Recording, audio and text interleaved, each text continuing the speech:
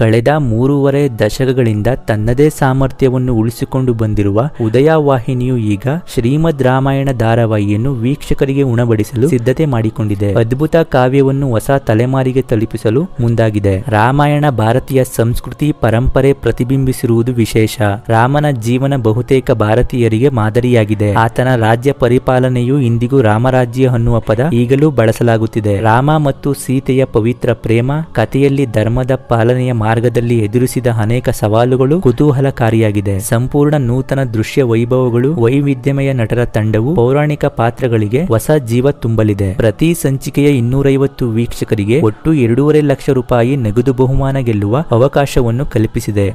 Serial ವೀಕ್ಷಣೆ ಮಾಡಿ ಕೊನೆಯಲ್ಲಿ ಕೇಳಲಾಗುವ ಪ್ರಶ್ನೆಗಳಿಗೆ ಫೋನ್ ಕಾಲ್ ಮೂಲಕ ಉತ್ತರ ನೀಡಿದವರಿಗೆ ತಲಾ 1,000 ಬಹುಮಾನವನ್ನು ಅಂದೇ ಸಂದಾಯವಾಗುವಂತೆ ಯೋಜನೆ ರೂಪಿಸಲಾಗಿದೆ. ಸೀರಿಯಲ್ ಸೋಮವಾರದಿಂದ ಶನಿವಾರದವರೆಗೆ ಮೇ 20ರಿಂದ ಸಂಜೆ 6 ಗಂಟೆಗೆ ನಿಮ್ಮ ಉದಯ ಟಿವಿಯಲ್ಲಿ ಪ್ರಸಾರವಾಗಲಿದೆ.